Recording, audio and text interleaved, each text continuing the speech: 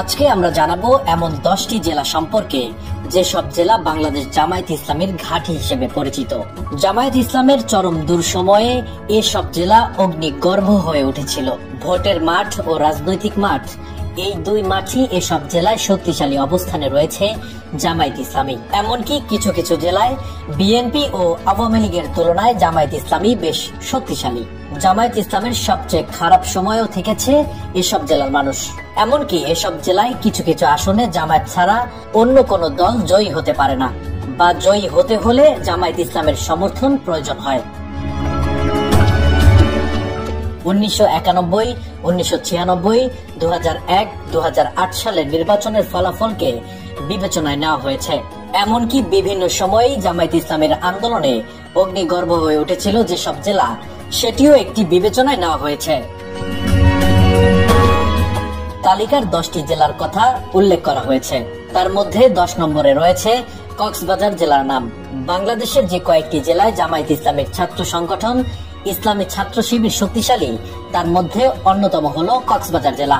2008 সালের নির্বাচনে জামায়াত ইসলামী সারা দেশে মাত্র 2টি আসনে জয়লাভ করে। তার মধ্যে একটি হল কক্সবাজার 2 আসন। এমনি 2008 সালের নির্বাচনে কক্সবাজারের 4টি আসনের মধ্যে 2টি আসন জামায়াতের সমর্থনে বিএনপি জয়লাভ করেছিল এবং আওয়ামী লীগ মাত্র 1টি আসনে জয়লাভ করেছিল। তালিকার 9 নম্বরে রয়েছে ব্রাহ্মণবাড়িয়া জেলার নাম। 2001 সালে নির্বাচনে জামায়াত ইসলামের প্রার্থীর সংসদ সদস্য হওয়ার রেকর্ড রয়েছে। তাছাড়া বহুবার জামায়াত ইসলামের প্রার্থীরা এই জেলা থেকে সংসদ সদস্য নির্বাচিত হয়েছে। জামায়াতের বহু আন্দোলন সংগ্রামে এই জেলার মানুষ ছিল অগ্রগামী। সাধারণত এই জেলায় ইসলামিক রাজনৈতিক দলগুলোর আধিপত্য বেশি থাকে, তাই বিগত আওয়ামী লীগ সরকারের সময় এই জেলায় জামায়াত ইসলামী শক্তিশালী প্রতিরোধ গড়ে তোলে। তালিকার 8 নম্বরে রয়েছে পিরোজপুর জেলার নাম। এই জেলায় জন্মগ্রহণ করেছেন জনপ্রিয় ইসলামিক বক্তা এবং জামায়াত ইসলামীর অন্যতম গুরুত্বপূর্ণ নেতা প্রয়াত আল্লামা দেলোয়ার হোসেন সাইদী। দেলোয়ার হোসেন সাইদীর নিজ জেলা হওয়ায় এই জেলার মানুষ জামায়াত ইসলামীকে ভোট দিয়ে থাকেন। এই জেলার সংসদীয় আসনগুলোতে বহুবার জামায়াত ইসলামীর প্রার্থীদের সংসদ সদস্য হওয়ার রেকর্ড রয়েছে। তালিকার 7 নম্বরে রয়েছে পাবনা জেলার নাম। পাবনা জেলা বরাবরের মতোই জামায়াত ইসলামের ঘাঁটি হিসেবে পরিচিতি পেয়েছে। এই জেলা থেকে জামায়াতের বহু প্রার্থী সংসদ সদস্য হিসেবে নির্বাচিত হয়েছে।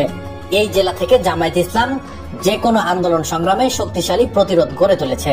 জামায়াত ইসলামের সাবেক কেন্দ্রীয় আমির অধ্যাপক মতিউর রহমান নিজামী এই জেলায় জন্মগ্রহণ করেছেন।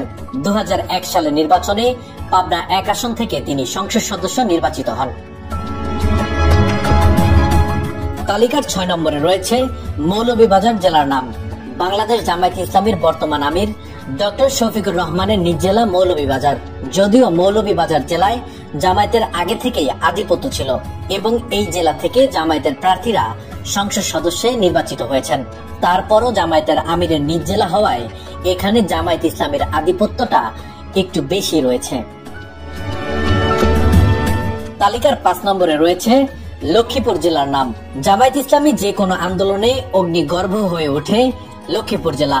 এই জেলায় জামায়াত এতটাই শক্তিশালী যে বিএনপি ও আওয়ামী লীগের মতো দলও এখানে অসহায়। যদিও এই জেলায় বারবার বিএনপি প্রার্থীরা জয়ী হয়েছে, কিন্তু সাংগঠনিকভাবে এই জেলায় জামায়াত শিবিরের একটি বিশাল দুর্গ। তালিকার 4 নম্বরে রয়েছে বগুড়া জেলার নাম। বগুড়া জেলা সাধারণত বিএনপির ঘাঁটি হিসেবে পরিচিত। বিএনপির প্রতিষ্ঠাতা জিয়াউর রহমানের জন্মভূমি হওয়ায় এই জেলায় একচ্ছত্র বিএনপির নিয়ন্ত্রণে থাকে। তারপরও বাংলাদেশের যে কয়েকটি জেলায় জামায়াত ইসলামী কঠিন প্রতিরোধ গড়ে তুলেছে অতীতে, তার মধ্যে অন্যতম হল বগুড়া। সাংগঠনিকভাবে এই জেলায় জামায়াত ইসলামী ব্যাপকভাবে শক্তিশালী।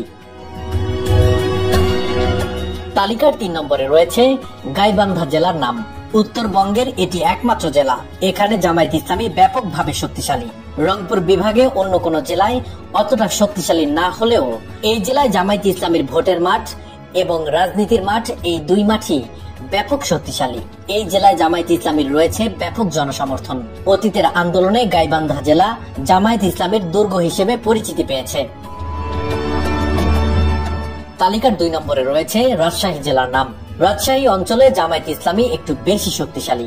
বাংলাদেশের অন্য যে কোনো বিভাগের চেয়ে রাজশাহী বিভাগে জামায়াত ইসলামীর আধিপত্য একটু বেশি। সাংগঠনিকভাবে এই অঞ্চলে বেশি তৎপর রয়েছে জামায়াত ইসলামী।